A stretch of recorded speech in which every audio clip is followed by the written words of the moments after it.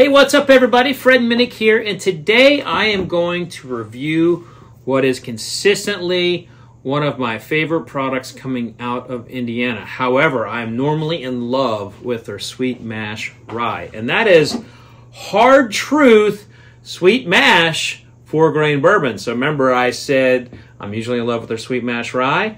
Now we got a Sweet Mash 4-grain bourbon, but here's the kicker. It's bottled and bond. Bottled and bond. Oh, that's such a big deal, y'all. You know, to me, anytime a small distillery comes out with a bottled and bond, that's like making it. You know, that's like that moment of truly defining a small company. And you know, I don't know how this is going to taste.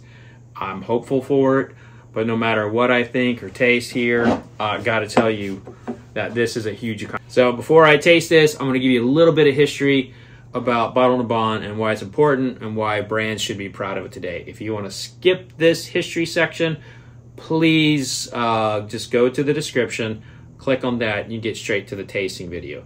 But also, I'm probably not the channel you should be watching if you don't want any history. So Bottled and Bond is this law that's passed in 1897 that's coming in an interesting time in American whiskey. American whiskey distillers were trying to really block a lot of blending houses that were coming into America, specifically from Canada. There's a lot of Canadian blends that were making it into the United States, coming in cheaper, and actually people were liking them. Cowboys liked Canadian blends, especially coming as close as Montana, Wyoming. They filter in through Minnesota. So the Midwest to the West was kind of getting like a flavor for Canadian blends. And the Kentucky distillers did not like that. So that's one thing right there. They were trying to find a way to separate themselves in the marketplace from the blended whiskey. Also, they were trying to separate themselves from rectified whiskey. Now, rectified whiskey was when they would take all of these things and add them to whiskey to increase the volume. Some recipes I've seen over the years included prune juice, tobacco spit. I saw a recipe once for rattlesnake heads. They would add other spirits. They would add sulfuric acid.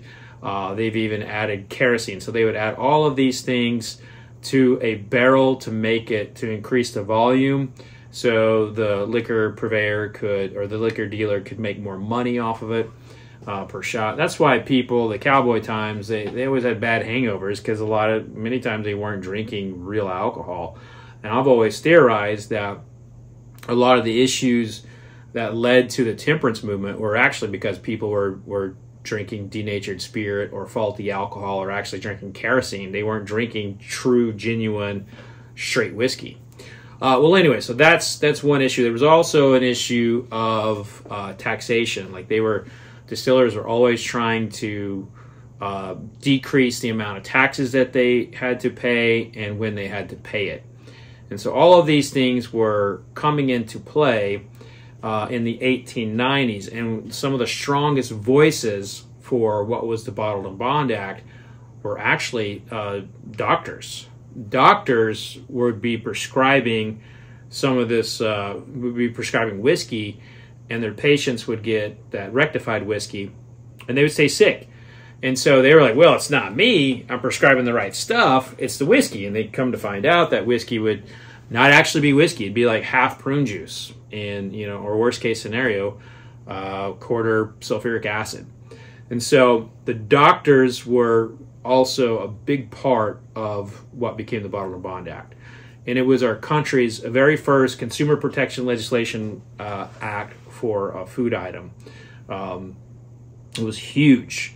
And so when that passed against the movement of the Canadian distillers, Isaac Bernheim, which now dons a label for Heaven Hills named Bernheim, he was very much against the Bottled and Bond Act. The wholesalers, which were the ones who were behind the rectified whiskey, they were very much against the Bottled and Bond Act, because they saw this as getting into their territory. And really, this was one of the early battles of distillers versus wholesalers. The wholesalers would make so much money off of rectified whiskey that they didn't want the consumer to know that there'd be a difference. But anyway, so the Bottle to Bond Act passes because of all that stuff going into what would be the 20th century.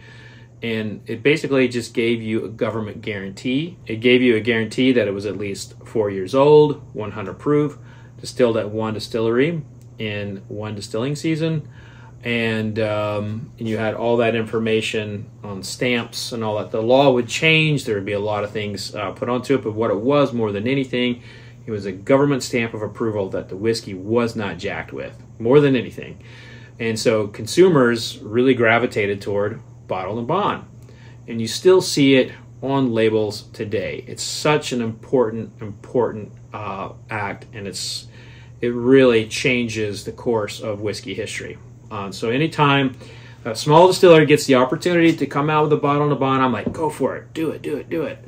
And so that's why I think you should always celebrate it. You know, you taste a whiskey, but it may not live up to what it should, but still, they got to 4 years old, and I think that's something to be proud of. Also, I once asked Fred No, like, why is it Knob Creek Bottle and Bond? And he was like, shit, you know how much money it costs to do Bottle and Bond, and how you have all that paperwork that goes with, like, doing it one distilling season? You know, there's a lot of effort and records that go with making this what it is today. So, anyway, so that was the history portion. And now I think let's get to the tasting.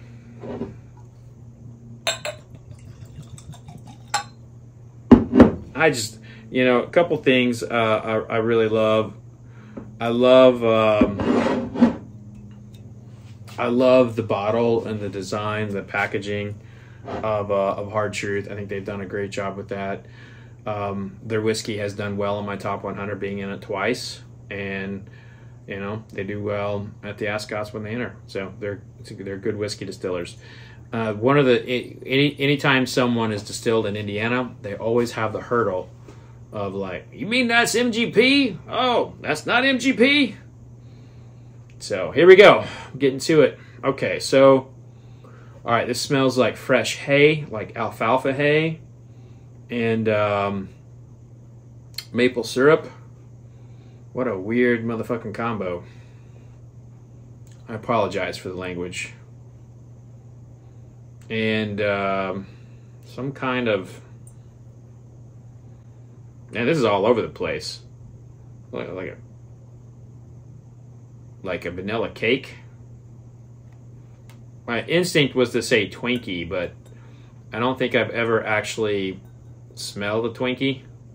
I think I just crammed it in my face. But when I smell this, my taste buds go to Twinkie. But again, I've never smelled a Twinkie. I just cram it in my face. Honestly, I don't think I've had a Twinkie in a long time. If I did, it's probably still in my belly. Those things do not digest well. But vanilla cake, we'll say vanilla cake. So alfalfa, molasses, or maple syrup, something like that. Vanilla cake. To the palate.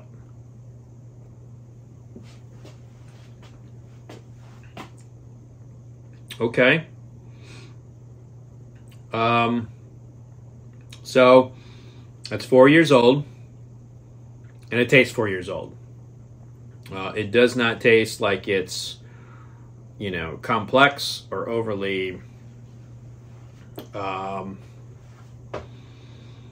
sweet, or really, it does not taste like anything that I would be like, this is a whiskey of the year contender. It's good, but it is not in the league of, say, another Bottle and Bond product. I would say Evan Williams Bottle and Bond. Now, granted, that's at Heaven Hill. They are the kings of Bottle and Bond. That's a 6-year product. You know, actually, it is a 4-year product. But this does not, it's not at that level. However, I also have very high thoughts and feelings toward Evan Williams Bottle and Bond, having it won my best everyday bourbon in 2019, and, you know, finishing quite well in my top 100 that year. So I should probably do another best everyday bourbon. I haven't done one of those in a while. All right, we'll taste this one more time.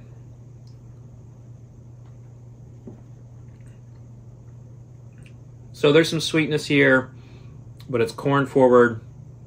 There's a lot of grain notes here. You know, I'm a fan of grain. I love the taste of grain, but I don't like raw grain. Like, grain has got to be, it's got to have like a, if it's sweet corn, I want that flavor profile to be like it's grilled or, you know, baked. Even if you've ever done this, even microwaved with a little bit of butter on there. Like, there's a difference between tasting it after it's had a little bit of temperature to it than if it's like raw right off the cob, right off the plant. Like, I don't like that, because there's some bitterness there that I don't like.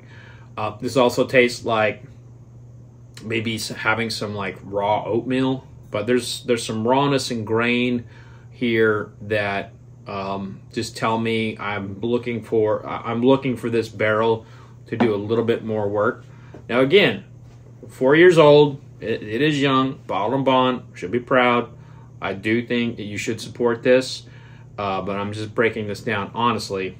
Even though I'm a huge fan of the distillery, I don't just say things to say them. I'm honest. So here we go. Taste it again. All right. So after those grain notes dissipate, I am getting that vanilla. I am getting like some sort of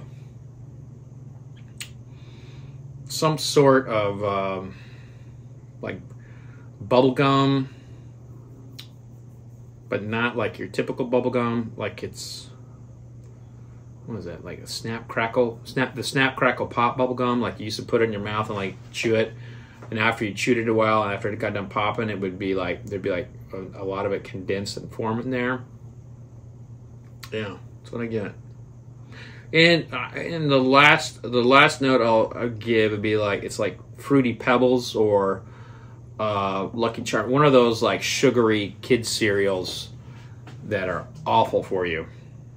So the finish is pretty well medium. It's actually got a pretty good finish, pretty good finish. And I'll say that the note that comes forward would be that like vanilla note. So yeah, so that's kind of a wrap on this one. It's not top 100 material, but I do think that this is a bottle. If you are into checking out what craft distiller whiskey can taste like at 4 years old, I think you get this bottle and you get the next edition at 6 years old or 5 years old, whatever that next release is. This could be one of those releases where you can study a distillery over time.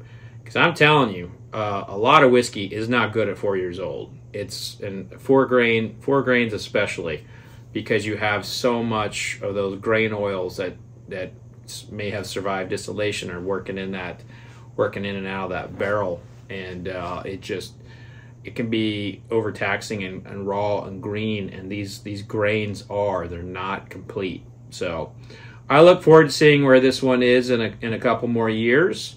But right now, it is a get it because you support it. It's a get it because you like to see Bottled and Bond. And if you're looking for a comparison for this, I would say you'd probably be looking at other craft products that are, 2 to 4 years old. But that's going to do it for this here little review. If you would like to become a subscriber, please hit that subscribe button. If you're already a subscriber, thank you very much. Hit the like button. It helps with the algorithm. And if you want to check out what we're cooking over at Club Marzipan, look in the description for information on Club Marzipan. That's going to do it, folks. Be safe out there. And remember, vodka sucks. Cheers.